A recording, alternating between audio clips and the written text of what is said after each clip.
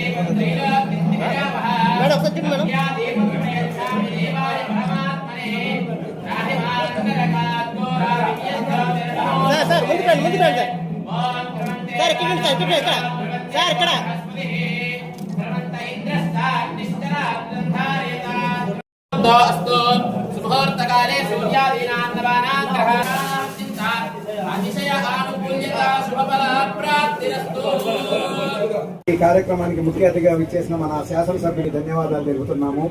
చాలా మంది నాయకుల కిందనే ఉండిపోయారు, పిలవలేకపోయాము, అన్యదా భావించొద్దండి. ముఖ్యంగా ఈ కార్యక్రమాన్ని నమస్కారాలు.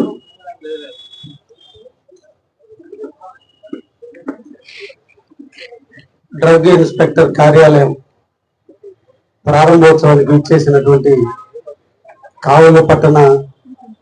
ప్రజానికానికి అందరికీ కూడా బీజేపీ, జనసేన, తెలుగుదేశం, అదేవిధంగా కావలి పట్టణ ప్రజానికానికి అందరికీ కూడా స్వాగతం, సుస్వాగతాన్ని తెలియజేస్తూ ఈనాటి కార్యక్రమంలో పాల్గొన్నటువంటి డ్రగ్ ఇన్స్పెక్టర్ వెంకటకృష్ణ గారు, ఏఎంసీ చైర్మన్ అలేఖ్య గారు, సోదరుడు మధుబాబు నాయుడు గారు, జనసేన పట్టణ అధ్యక్షులు సాయి గారు, బీజేపీ జిల్లా సెక్రటరీ మాల్యాద్రి గారు, సోదరుడు పట్టణ అధ్యక్షుడు గుత్తికొండ కిషోర్ గారు, సోదరుడు Telugu Desam party general secretary Baburao గారు, సోదరుడు రూరల్ మండల పార్టీ అధ్యక్షుడు రామకృష్ణ గారు, పెద్దలు నాయుడు రాంప్రసాద్ గారు, ముఖ్యంగా మెడికల్ అసోసియేషన్ ప్రెసిడెంట్ సోదరుడు చంద్ర గారు, సుబ్రహ్మణ్యం గారు, ఇంకా ఇతర పెద్దలందరూ కూడా, గురుస్వామి గారు, ఇంకా ఉన్నటువంటి అందరూ కూడా, హర్షియా బేగం గారు, అందరూ కూడా పేరు పేరున ధన్యవాదాలు తెలియజేస్తూ, ఈ ప్రభుత్వం మన మంచి ప్రభుత్వం శ్రీ నారా చంద్రబాబు గారి నాయకత్వంలో రాష్ట్ర ముఖ్యమంత్రిగా రోజు నుంచి నిరంతరం కోసం రాష్ట్ర ప్రజల కోసం, ప్రజల అభ్యున్నతి కోసం నిరంతరం కూడా శ్రమిస్తూ, ప్రజల యొక్క మాన ప్రాణాలు చాలా ఇంపార్టెంట్,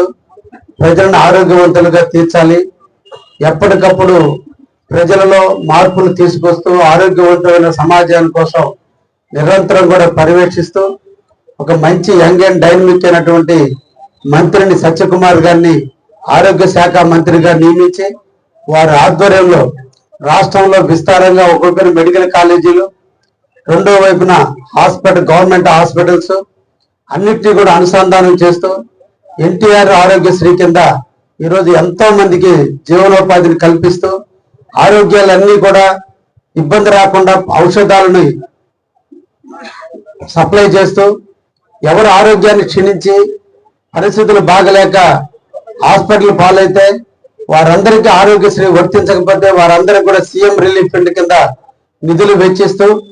ప్రతి ఒక్క వ్యక్తికి ఆరోగ్యపరమైనటువంటి సూచనలు, ఆరోగ్యపరమైనటువంటి